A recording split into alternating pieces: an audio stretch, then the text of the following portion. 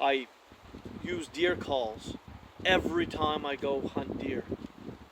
And I tell everyone, it's something like 95% of all the deer I've harvested, like moments before or several minutes before, 10, 15 minutes before shooting that deer, I was using some form of deer call.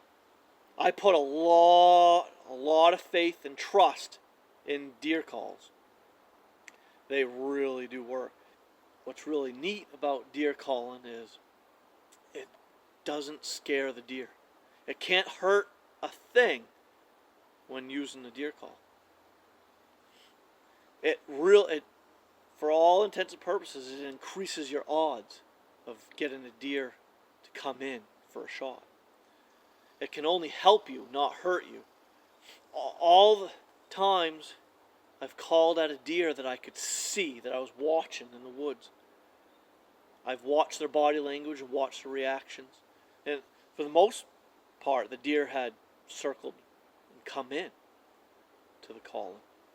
But if the deer doesn't come in, it's just because they're just not in the mood. They're not looking for that companionship or for that social.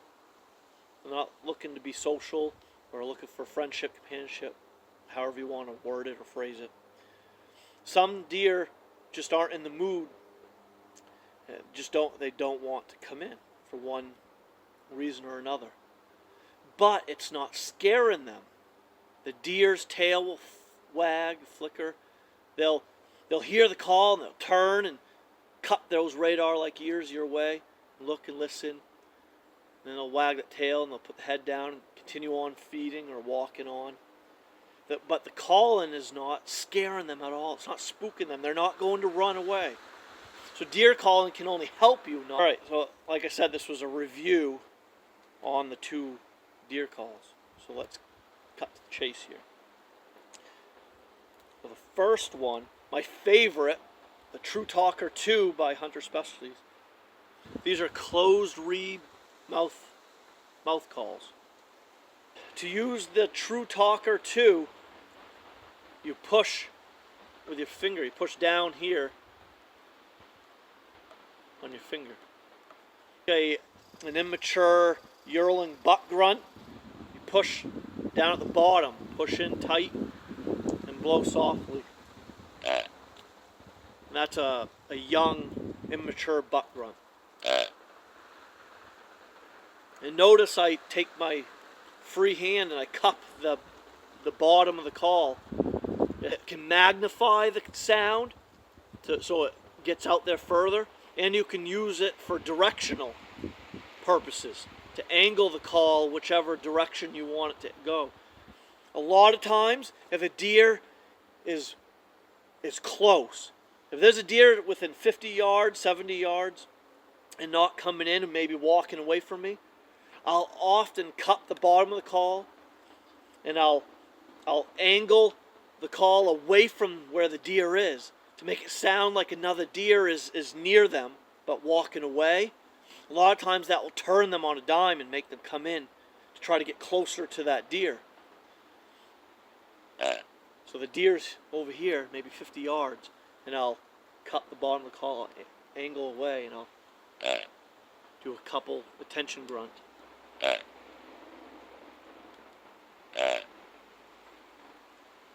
And that grunt I did there is known as the attention grunt, or just a social attention grunt. For the most part, it just means like, hey, I'm another deer, I'm over here. How are you today? Come over here. It's just an attention grabber to those other deer that a deer might see it, and a deer that wants that deer in the distance to come to them, to be social, they'll do that.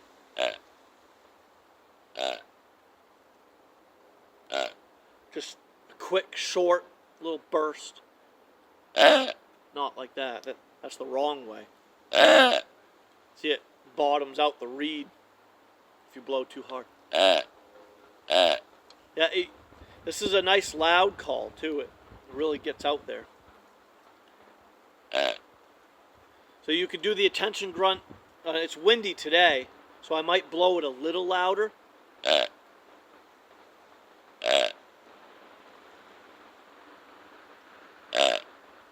if it's a real calm day, no wind, I'll blow softer.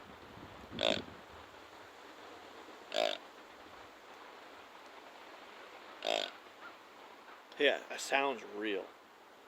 That's why this is my favorite deer call. It's the most realistic sounding deer call that I've found on the market so far. That doing, say, just the attention grunt. I don't blow constantly.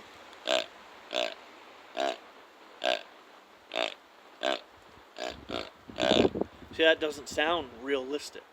The deer won't call constantly every split second. They're not going to do a continuous series of grunts. Unless it's the rut, like a rutting time, pre-rut rut, or the chasing, seeking phase of the rut, and the buck is doing the tendon grunting on the tail of a doe. When a buck is chasing and dogging a doe, they'll often do what's called the tendon grunt. Then and only then will a buck grunt like every step it takes.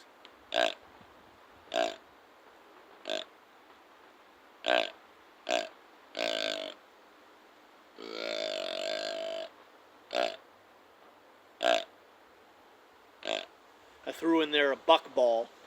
A buck feeling the frustrations of not getting the doe to stop, or the doe not stopping, standing her ground for the buck. The buck will start feeling frustrated, and they'll often let out a buck bawl.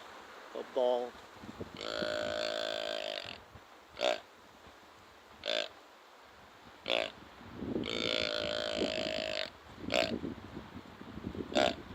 They'll buck bawl, throwing more tendon grunting in there.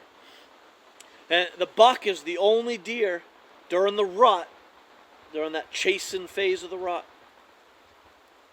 and any phases of the rut, the buck is the only deer that will grunt constantly, like every step it takes when on the tail of that doe. A doe never does that. Now here's a doe grunt. If you move the finger up like midway on here, that's the buck grunt. If you go up a little bit further and push down, you can do a doe grunt. See, it doesn't sound as deep and guttural. Like this one. There's the buck, here's the doe. Here's the buck. And then here's the doe. You can plainly hear the difference. And you go a little further up from the doe grunt, and you can do the doe bleats. Now, like this time of year, the pre-rut, I will do some doe bleating and mix in like a minute after doing a series of doe bleats, I will do a little bit of buck tendon grunting. I have witnessed a buck chasing does and dogging does in October. So anytime through October, November, and early December, you can't go wrong doing some doe bleating, like estrus bleats, or just some long drawn out doe bleats. Mix in some buck grunts, buck balls, buck tendon grunting. It's a great calling sequence to use anytime from October through to early December. Sequence that my go-to calling sequence when out hunting deer is this.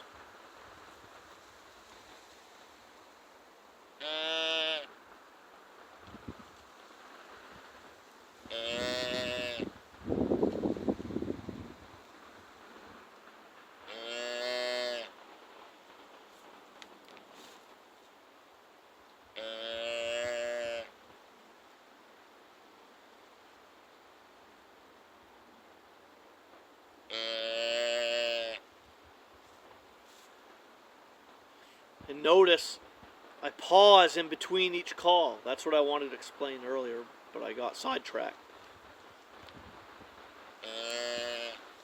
And now there'll be a brief pause in between the next one.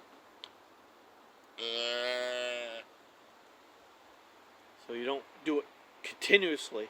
But you've got to imagine yourself being a deer. Like, what would they do? How would they call when they're out in the woods? They're not going to call constantly, continuously. Draw it. So there, I might bleat like that, like anywhere from 4 to 10 times. It's dependent. A lot of it depends on your confidence and the gut feeling you have.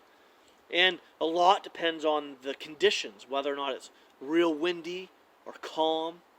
You've got to take all those things into consideration. The time of year, the weather conditions, whether it's too windy or calm, and all of that. There's all sorts of factors that play into what types of call-in sequence you should use and what types of calls you should use. But I'll do those doe bleats 4 to 10 times, depending on how I'm feeling, depending on the conditions and my gut feeling. And then I might sit back and wait almost a minute, maybe 40, 45 seconds to a minute, and then I'll do some butt grunt. I might do the tendon grunt.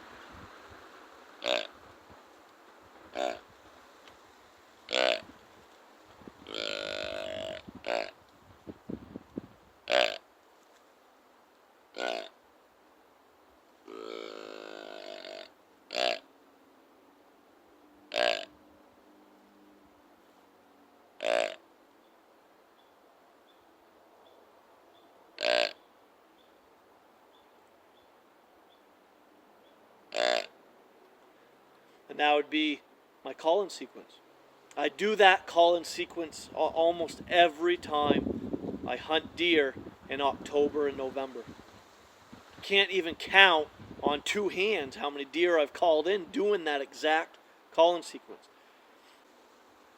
And this call-in sequence is me simulating a fawn that kind of strayed from the group, from the doe group, and kind of got lost a little bit. Or the fawn can't see the other deer, and the fawn's a little nervous. The fawn calls out nervously because it can't see where mama is or any of the other deer. And it's called the lost fawn call or fawn muse. It sounds like this.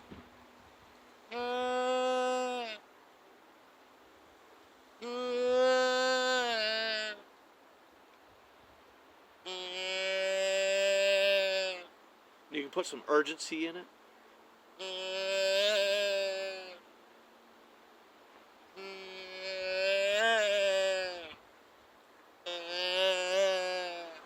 That's the fawn muse or lost fawn call, and that's you're pushing down way up high, the highest part of the call, right up here, right just below the mouthpiece, like 10 to a dozen times.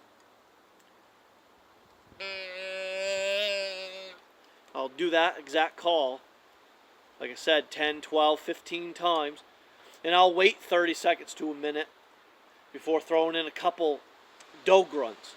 And what that's simulating is the fawn strayed from the group, couldn't see the other deer, called out and nervously called out, all scared because it couldn't see the other deer, didn't know where the other deer were. And the doe, and that simulates the doe hearing her fawn calling out, and she'll call back to it. So do an attention grunt to get that fawn to come to her. And they might do that back and forth. Fawn might call out. The doe will grunt.